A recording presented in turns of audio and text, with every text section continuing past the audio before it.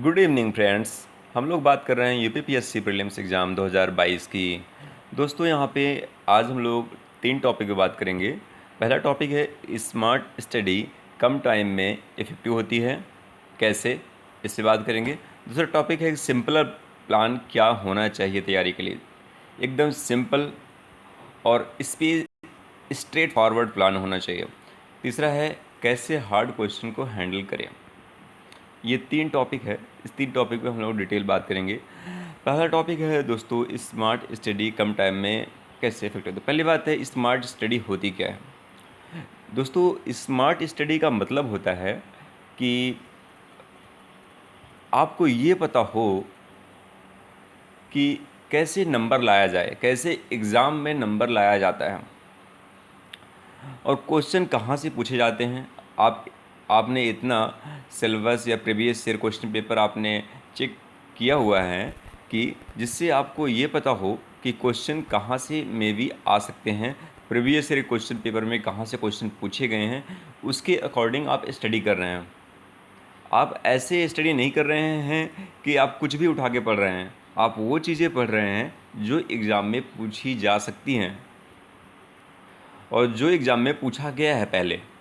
तो smart study का मतलब ये है कि आप उतना ही पढ़ेंगे जितना एग्ज़ाम के लिए सफिशिएंट होता है, फर्जी चीज़ें नहीं पढ़ेंगे। जैसे कि स्मार्ट स्टडी में ये आएगा कि पीसीएस एग्ज़ाम के लिए modern history, geography, current affair और साइंस के क्वेश्चन इंपॉर्टेंट होते हैं। यहाँ अगर आप ये 4 सेक्शन कर लेते हैं तो आप इजली 100+ क्वेश्चन पहुँच जाते हैं, क्योंकि पॉलिटी क्वेश्चन बहुत इजी होते हैं, पॉलिटी क्वेश्चन सभी से सही हो जाते हैं। तो दोस्तों आपको इसी 4 पे फोकस करना है और ये देखना है कि प्रीवियस ईयर क्वेश्चन कहाँ से आए, कहाँ से क्वेश्चन पूछे गए हैं, उसके अकॉर्डिंग उस पॉइंट को पढ़ना है। हर चीज़ों को नहीं पढ़ना है, केवल क्वेश्चन देख के आपको उस पॉइंट से उस चीज़ को पढ़ना है। करेक्ट। दूसरा है कि सिंपल प्लान क्या होना चाहिए तैयारी के लिए। सिंपल प्लान है कि एक किताबें पढ़ना है, उसका कम से कम 4 बार रिवीजन करना है। और रिवीजन कैसे करना है, आप डे बाई डे एक टारगेट बनाएंगे। टारगेट क्या होना चाहिए कि अगर मुझे हिस्ट्री के आज मुझे 30 पेज ख़त्म करने हैं और 30 पेज के बाद एक सप्ताह में कितने पेजेस ख़त्म होंगे, उसके हिसाब से हिस्ट्री को ख़त्म करना है। उस हिसाब से आप पॉलिटी का भी ऐसे बनाएंगे, ज्योग्राफी का भी ऐसे बनाएंगे। पेज वाइज आप पर डे का एक टारगेट सेट करेंगे कि एक दिन में मुझे इतने पेजेस इस सब्जेक्ट के जो पढ़ने हैं। इससे क्या होगा कि आपका एक पर डे का होमवर्क मिल जाएगा और आपका एक डेली बेसिस टारगेट चलता रहेगा। ये टारगेट आप डेली बनाएंगे और वीकली बनाएंगे। वीकली एक टारगेट सेट करेंगे कि इस वीक तक मुझे ये सिलेबस फिनिश करना है।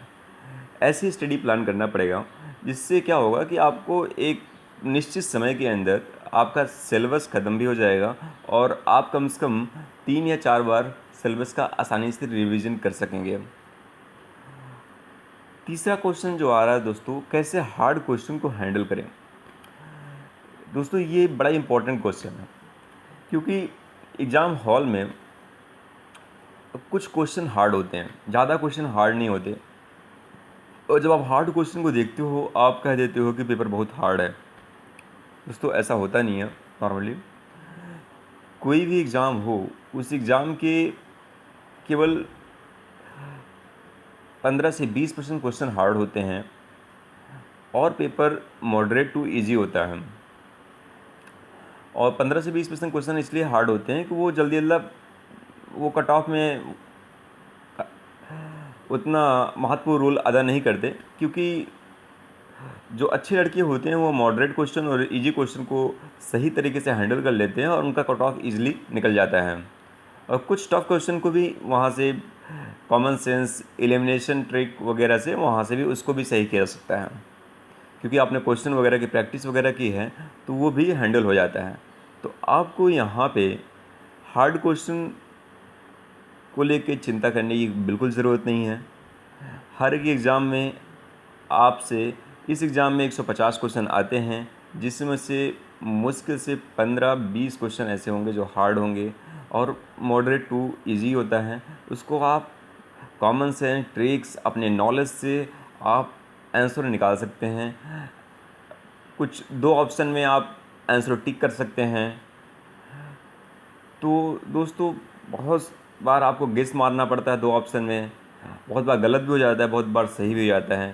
तो ये एग्ज़ाम के पार्ट होते हैं हम, तो आपको डरने की बिल्कुल ज़रूरत नहीं है। आपको बस ये है कि अपनी सिलेबस को, जो एग्ज़ाम में सिलेबस दिया है, जहाँ से क्वेश्चन पूछे जाते हैं, उसको 3 या 4 बार रिवीजन करके जाना है।